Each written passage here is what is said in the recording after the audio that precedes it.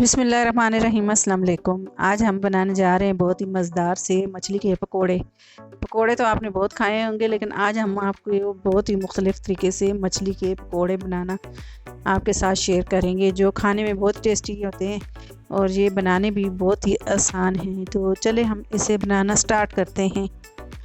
इसके लिए हमने लिया आधा किलो फ़िश, और फ़िश हमने इतने इतने पीस छोटे छोटे करवा लिए। कोई भी आप फ़िश ले सकते हैं, अगर कांटे हो तो जो है कांटे वाली भी आप ले सकते हैं मछली। तो इनके छोटे छोटे पीस कर लिए मैंने। अब इनके लिए हम मसाले जो है डालेंगे। मसाले हमने 1 टीस्पून लाल मिर्च लिए, 1 टीस्पून इसमें हमने मोटी कुटी लाल मिर्च लिए, 1 टीस्पून इसमें कश्मीरी लाल मिर्च लिए, आधा टीस्पून हल्दी लिए, 1 टीस्पून ज़ीरा लिए, 1 टीस्पून अजवाइन लिए और 1 टीस्पून ही हमने अजवाइन और 1 टीस्पून ज़ीरा लिए, 2 टीस्पून मोटा कुटा हुआ धनिया लिया है और थोड़ा सा चाट मसाला लिया है हमने आधा टीस्पून। थोड़ा सा हमने कलर लिए, फूड कलर, रेड कलर। आप इसकी जगह जो है ऑरेंज फूड कलर भी ले सकते हैं। इन सारे मसालों को हम अच्छे तरीके से मिक्स कर देंगे। अब इसमें 1 टीस्पून नमक भी मैं डाल दूँगी। तो ये सारे मसालों को मैं अच्छे तरीके से मिक्स कर दूँगी। अब मछली को अच्छे तरीके से ये मसाला हम लगा देंगे। अब इसमें 1 टीस्पून लहसुन जाएगा, तो ये लहसुन भी डाल के, और ये हमने चिली सॉस लिया है तो ये भी हम 1 खाने का चम्मच इसमें डाल देंगे। अब इन सारे मसालों को हम अच्छे तरीके से मछली को लगा लेंगे, इस तरह से अच्छे तरीके से।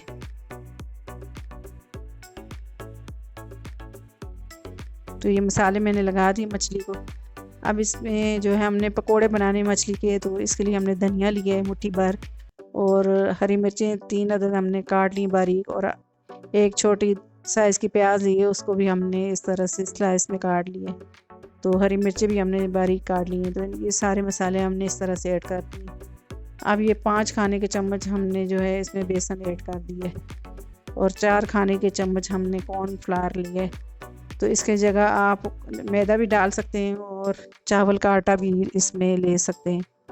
अगर ना हो, ये दोनों चीज़ें ना हो, तो सिर्फ बेसन भी लगा के आप इस तरह बेसन में भी आप पकोड़े बना सकते हैं। तो ये चावल का आटा और ये जो है हमने इसलिए ये कॉर्नफ्लावर डाला है, तो इससे क्रिस्पी हमारे मछली के पकोड़े बनेंगे।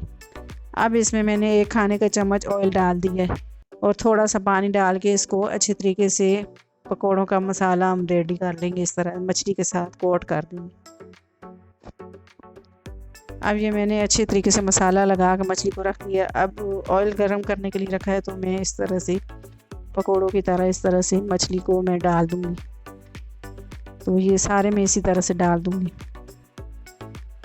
ये बहुत ही मज़े के बनते हैं और ये खाने में भी बहुत ही मज़ेदार होते हैं पकोड़े, फ़िश के पकोड़े। सर्दियाँ हैं तो सर्दियों में तो फ़िश जो है खानी चाहिए, तो बहुत ही अच्छी फ़िश आती है जो है। तो इस तरह से हम पकोड़े बनाएं तो ये बहुत ही टेस्टी लगते हैं। तो इनकी साइड में चेंज कर दूँगी इस तरह से।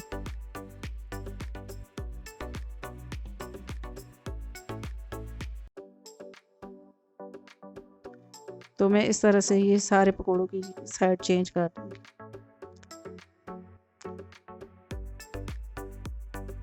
तो ये सारे पकोड़े इस तरह से मैं